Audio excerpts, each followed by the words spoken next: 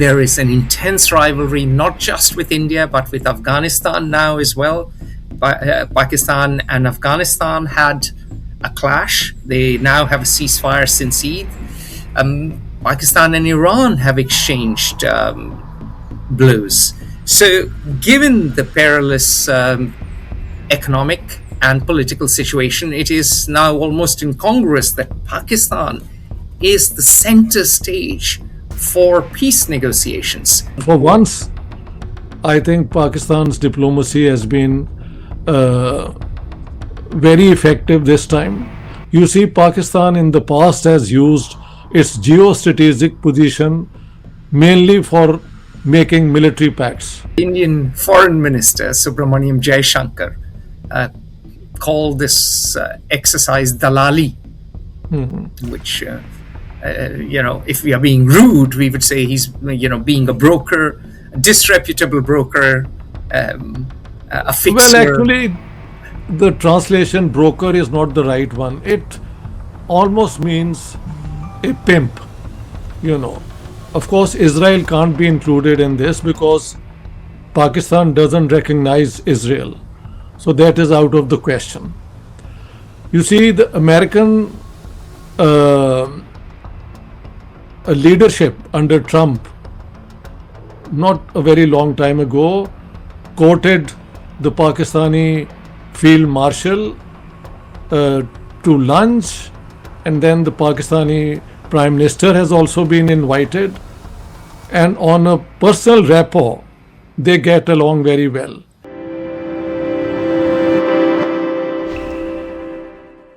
Welcome to FO Talks. With me is none other than Professor Ishtiaq Ahmed after a bit of a gap. He is a scholar on Pakistan, in my view, the leading scholar on Pakistan in the world. He's a professor emeritus at Stockholm University. He's the author of award-winning books. One of them has been influential in shaping my thoughts. It's The Garrison State.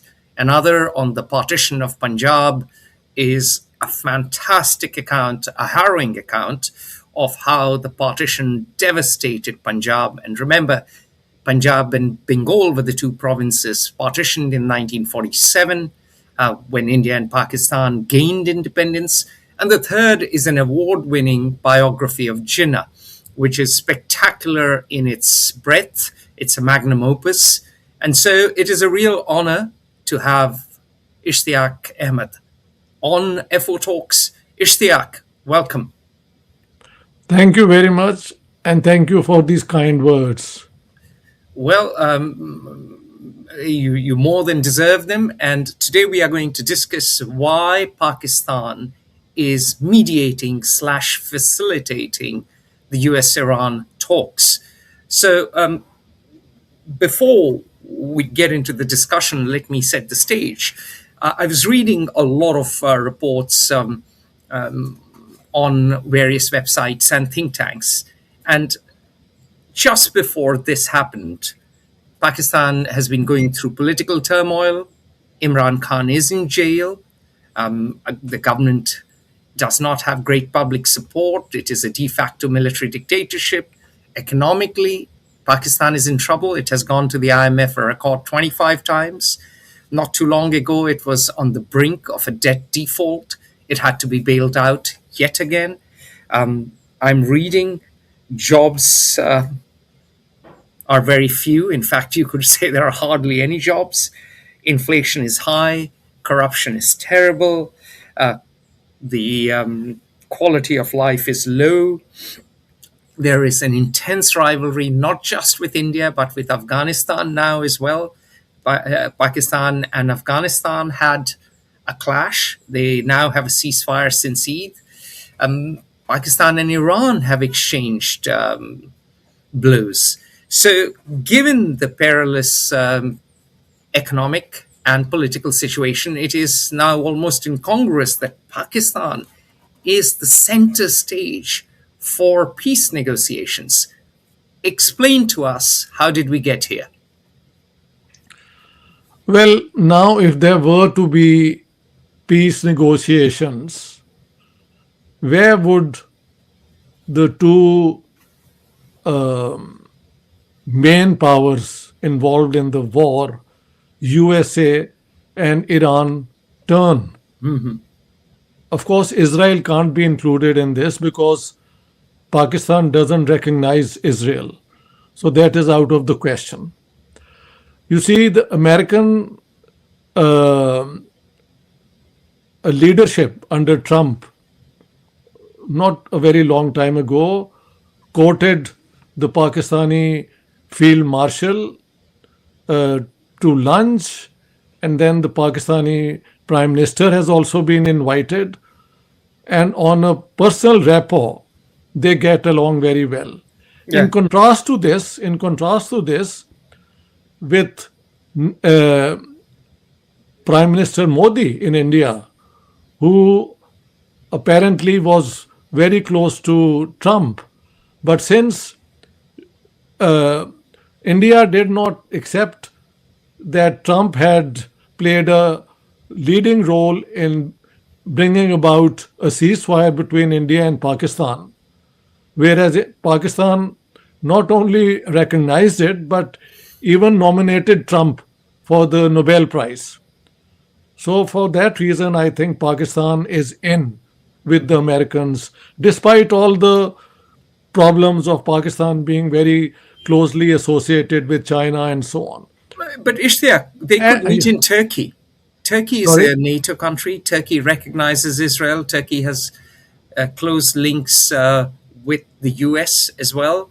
So both Iran and the US could meet easily in Turkey. They could meet in Istanbul. I mean, with due respect, Istanbul is a much more attractive city than Islamabad. But I think President Trump doesn't have the same close rapport with Erdogan, who has been very critical of Israel, and so I think that plays a big I see. role in the way Trump chooses his friends or his associates and so on. And another factor, I think, So uh, Recep Tayyip Erdogan and Donald yeah, Trump do and not then have the I same think chemistry. and I think Iran and Turkey are two major powers in the Middle East. They are Yes. rivals at the same time. Yeah. Uh, And they have whereas been historically the Ottomans and the Safavids. It goes back 500 absolutely, years. absolutely, if you remember the past, Yeah. then they have been at each other's throat, down the centuries.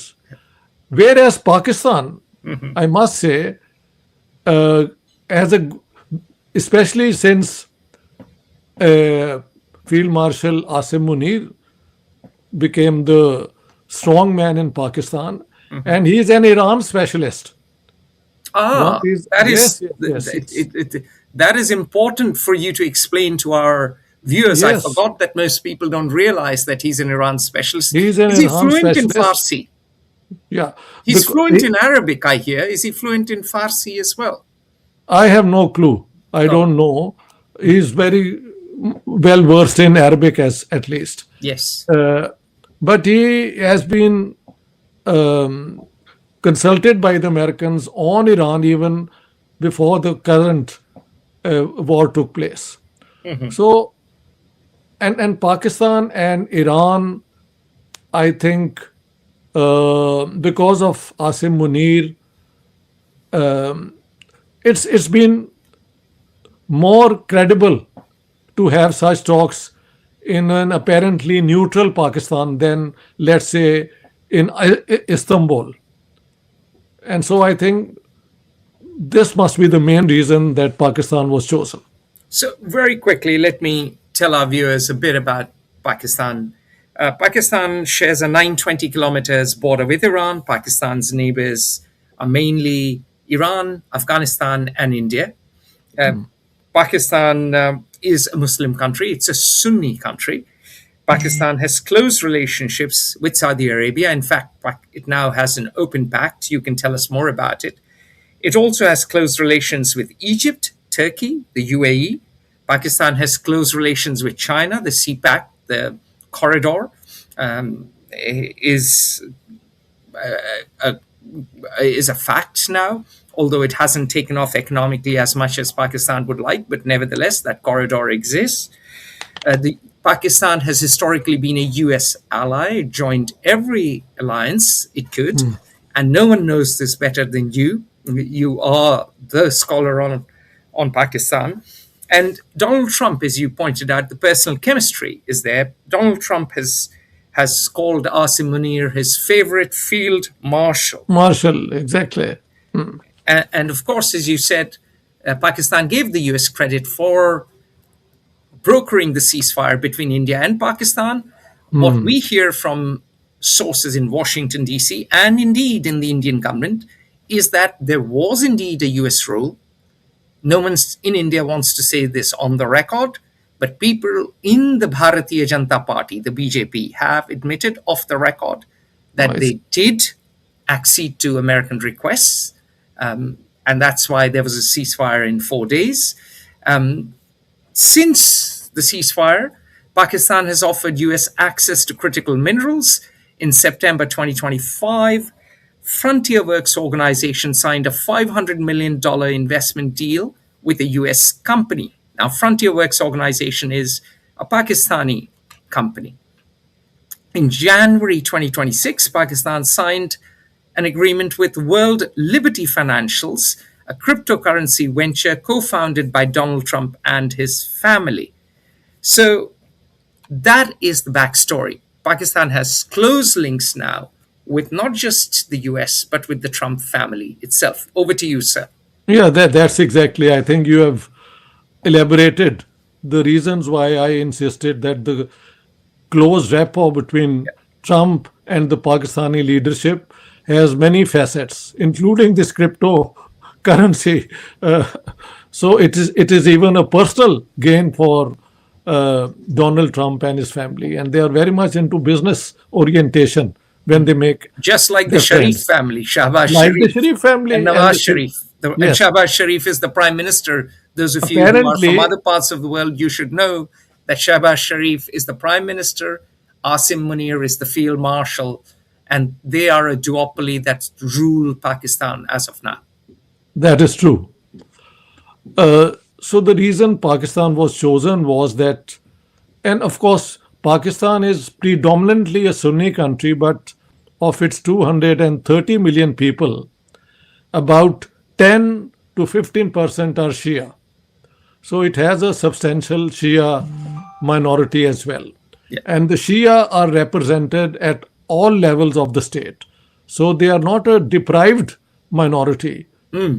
They are in the land owning class, they are in the business class, they are in the Pakistan military establishment. So they are everywhere. May I very quickly give a historical background on the importance of Shias, not just in Pakistan, but all the way till Bangladesh. Most people don't realize around the world that Farsi was the official language of the Indian subcontinent till Yeah. 1858. Yes. Even though the Mughals conquered India, Farsi, and before that, of course, it was the Turks, Farsi was the official language because that was the language of the educated bureaucrats, tax collectors, um, administrators who ran the empire. And so, for hundreds of years, Shias entered the service of a Sunni empire in the Quite right. subcontinent, but they rose to the highest offices of the state. Abul Fazl and Faizi are just two examples. They both served Akbar with great distinction. So the Shias all the way, and I went to university in Lucknow, which is a Shia city, and that was a city run by Iranians after the collapse of the Mughal Empire. And so, unlike many other parts of the world or the Muslim world, for instance, Eastern Province in Saudi Arabia, the Shias just keep their heads down and hope their heads are not chopped off. But in the subcontinent, Urdu is a mixture of Farsi and Hindi. It's Hindustani, really. Just one point. Yes, You sir. know, the Persian language came to the subcontinent at a time when Iran was also predominantly Sunni.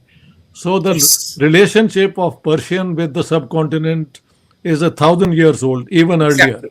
Whereas Exactly. the Shia regime is only from 1501. Yeah. That's when So the yeah, Safavids create an yeah, empire in Iran. that's right. Absolutely. Previously, the Iranians were also predominantly Sunni. Yeah, Absolutely. yeah. So the cultural impact of the Shias and the economic power of the Shias in the Indian subcontinent is pretty significant, and therefore Pakistan, the Shias punch way above their weight. And They lest we do. forget, the founder of Pakistan himself, Muhammad Ali Jinnah, was a Shia. A nominal Shia who didn't know much about either Shiaism or Sunnism or Islam. But true, a nominal Shia, yes. Yeah. So you know, that being said, as you said, that Pakistan has a big Shia minority and they go for pilgrimages to Iran. So Pakistan has an understanding of Iran as Yes, well. And yes, Asim Munir is an Iran expert. So that helps Pakistan be the mediator because it has confidence of all parties, really. It has the that's true. confidence of the US, it has the confidence of Iran, it has the confidence of the Sunni world, all the way from Egypt and Turkey down to UAE, obviously Especially Saudi Saudi Arabia. Arabia, with Yeah, which, obviously with Saudi which Arabia. Pakistan has a defense pact as well. Yeah. Exactly. And of course, behind the scenes, they have support of China as well. So Pakistan is well placed. Now, Pakistanis are saying that, look, their diplomats are claiming that, look, we criticized the US Israeli attacks on Iran, and we also opposed Iranian attacks on Saudi oil fields. So we took a principled stance, quote unquote. That is what they are arguing, Ishtiaq. And they say that they took a balanced approach. That's I again think in they quote did. For unquote. once, I think Pakistan's diplomacy has been uh, very effective this time. You see, Pakistan in the past has used its geostrategic position mainly for making military pacts. Yes. And they have not been good at using it for converting that into a, an economic advantage by facilitating trade all the way to Central Asia and Europe through Pakistan, especially because of the problem with India. And that has done a lot of harm to Pakistan. But for once, this geostrategic position was converted into a diplomatic um advantage by Pakistan. So all these factors have played a role, and what the Pakistanis are claiming is largely uh, credible. I think I they see. have good, yeah, So you would say that for once they are right in claiming that they have had a principled stance and they have followed a balanced approach absolutely, and they are winning the absolutely. rewards. I So think so. Yeah, good. So Pakistan, in a nutshell, has played its hand really well and has emerged as a diplomatic powerhouse for now. What are the medium and long term consequences for Pakistan of this diplomatic coup? well, you see, I've heard that there might be a second round of talks Yeah. also hosted by Islamabad. And if that happens, then Pakistan's credentials for facilitating such talks would only be enhanced. But in the long run, we don't know if this now doesn't work and war actually breaks out. And it, and I don't think the two sides can go back to the same level of exchange of missiles and drones and so on. I think there will be an escalation, but especially by the Americans, and the Israelis will draw full capital out of it. And so, when that conflict finally comes to an end, we don't know what role Pakistan can play at that point in time. But right now, they have played their cards very well on the diplomatic front. Now, let me look back in time. Pakistan played its diplomatic cards really well by facilitating America's outreach to China. Pakistan Right. was the backdoor to China. Henry Kissinger went from Pakistan to China, and the famous rapprochement between Mao Zedong and Nixon. Richard Nixon was facilitated by Pakistan. And in a way, Pakistan is an old hand at this game, and it reaped benefits for decades. So that is the historical side. I'd like you to dwell a little bit on that. Is this the start of another historical cycle? And the second is a more difficult question, which is the fact that currently both the US and Israel are extremely unpopular in the Muslim world, and Pakistan is no exception. And how is facilitating the talks or mediating in the dispute affecting the domestic popular opinion? Well, largely in a very favorable manner, because Pakistan has not forfeited its loyalty to Islam or Muslims by facilitating these talks.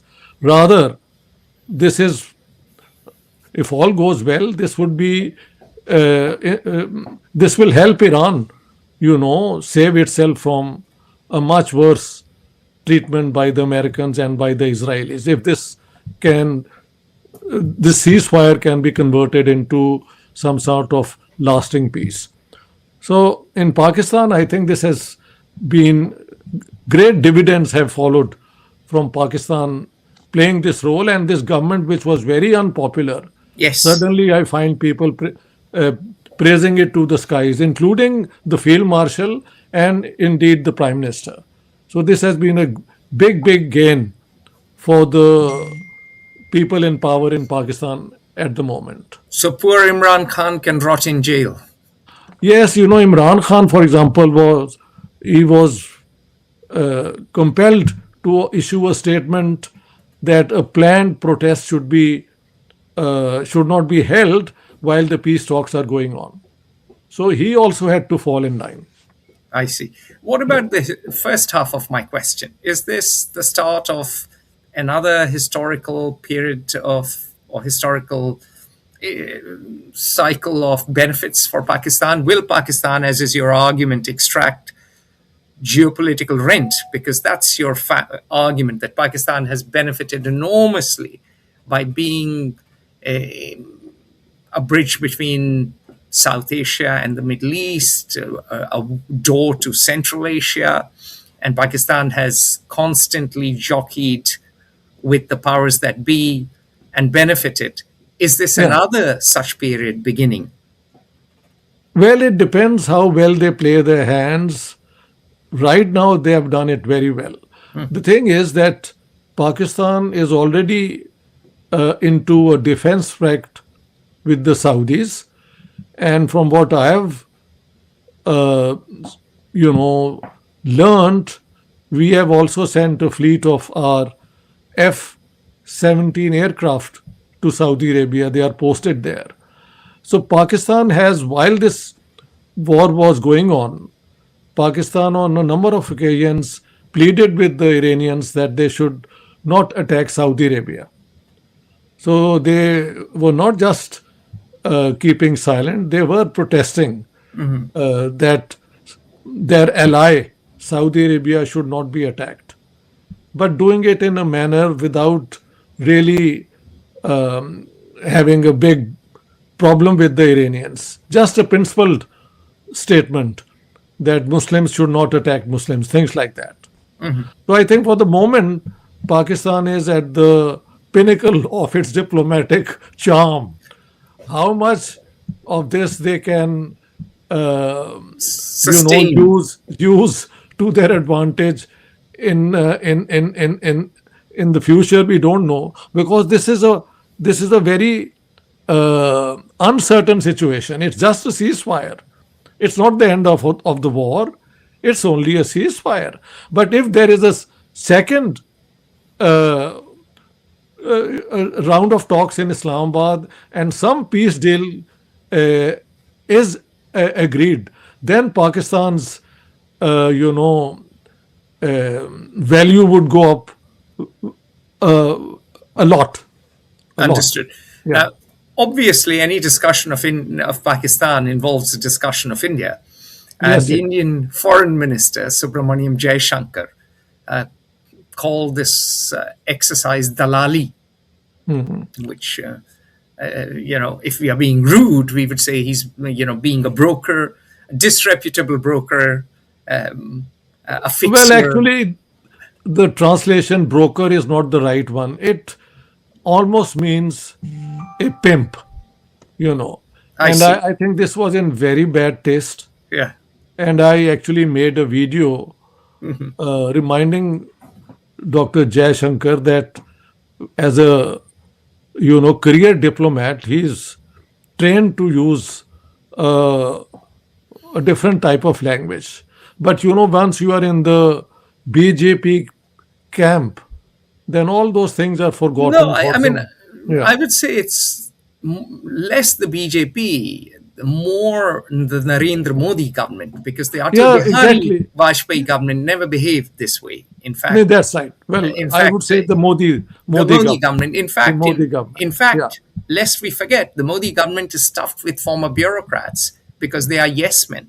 He doesn't yeah, want yes, man. leaders from his own party to be ministers. In fact, the foreign minister used to be a politician, but now it is a bureaucrat. It's a bureaucrat. Yeah, So we are living in a strange world. But the important thing is the opposition thinks this is a failure because India has no role to play. Some others say, well, India should keep its head down. But the important thing is that Indian diplomacy, compared to Pakistani diplomacy, has failed spectacularly.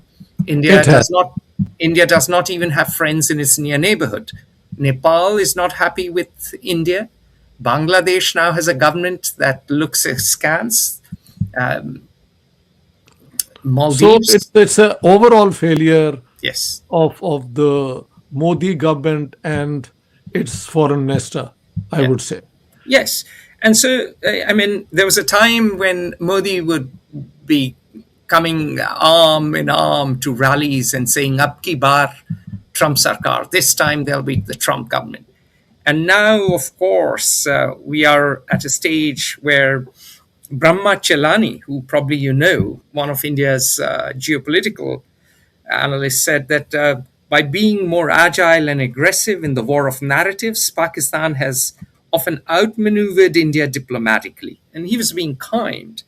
The reality is that the conflict with Pakistan has, which India did in the aftermath of a terrorist strike last year, has turned out to be to India's great disadvantage.